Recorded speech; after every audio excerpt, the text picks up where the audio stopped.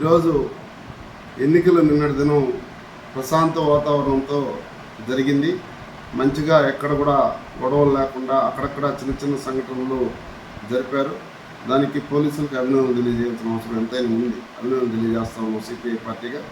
అయితే ఈరోజు ఎన్నికలు అయిపోయిన 24 గంటల్లో మహిళా యూనివర్సిటీలో పెట్టినటువంటి స్ట్రాంగ్ రూమ్ ఈవీఎంలకు సంబంధించినటువంటి దగ్గర మేము ఉదయం పోయాం. దాదాపు మేము 10 మంది పోయినా కూడా అక్కడ ఎవరు వచ్చినారు, మీరు ఏమైనా అడిగేటువంటి పరిస్థితి ఎవరు లేరు. అంటే విచ్చలవిడిగా పోలీస్ బందోబస్తు పూర్తిగా అక్కడ వైఫల్యం చెందింది. ఆ వైఫల్యానికి మేము ఉదయం 11 గంటల నుండి 12 గంటల దాకా అక్కడ ఉన్నాం.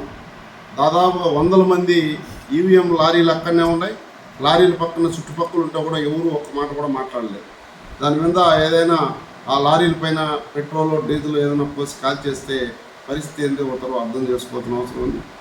అదేవిధంగా ఎంట్రన్స్లో మహిళా యూనివర్సిటీ లోపల పోయేటప్పుడు ఎవరు వస్తున్నారు, ఎవరు పోతున్నారు, అక్కడ సెక్యూరిటీ లేదు.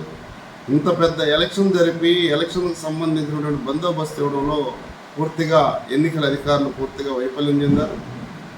ఈరోజు నాని గారు అక్కడికి వచ్చి ఈవీఎంలు పరిశీలించడానికి అక్కడికి వచ్చిన తర్వాత నాని పైన ఆ రెడ్ కారులో తీసుకొచ్చి బీర్ బాటిల్స్, గొడ్డళ్ళు, అదేవిధంగా కర్రలు, అక్కడ నానికి సంబంధించినటువంటి ఎమ్మెల్యే క్యాండిడేటు, అదేవిధంగా అక్కడ మనకు సంబంధించినటువంటి సెక్యూరిటీ గార్డు ఆ గొడ్డలు పట్టుకుంటే కూడా అతని పైన తీవ్రమైనటువంటి దాడి చేయడం, సెక్యూరిటీ గార్డుని తీవ్రంగా కొట్టడం, కన్ను మీద కొట్టడం, అదేవిధంగా కొట్టడం విజువల్స్ అంతా చూసాం.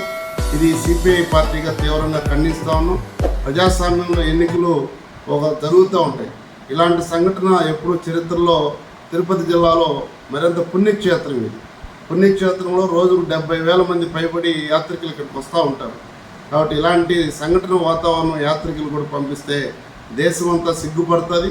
ఈవేళ తిరుపతి చంద్రగిరి నియోజకవర్గంలో జరిగినటువంటి సంఘటన పైన అక్కడ ఎవరెవరైతే బాధ్యులు ఉన్నారో వాళ్ళందరిపైన నాన్ బెయిలబుల్ కేసులు కట్టాలి.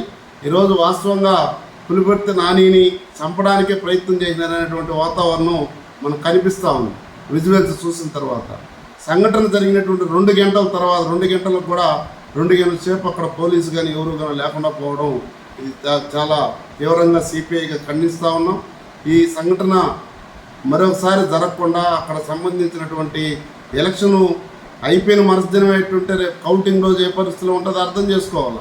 కౌంటింగ్ కూడా ఇలాంటి పునరుద్ధరణ కాకుండా ఇలాంటి సంఘటనలు జరగకుండా చూసుకోవాల్సినటువంటి బాధ్యత ఎంతైనా అధికారులపైన ఉంది.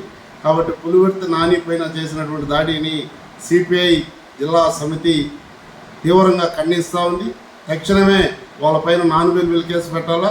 అక్కడ ఎవరైతే స్ట్రాంగ్ రూమ్కు సంబంధించినటువంటి బందోబస్తు ఉన్నారో దానికి సంబంధించిన అధికారులపైన కూడా చర్యలు తీసుకోవాలని చెప్పేసి సిపిఐగా డిమాండ్ చేస్తూ ఉన్నాం.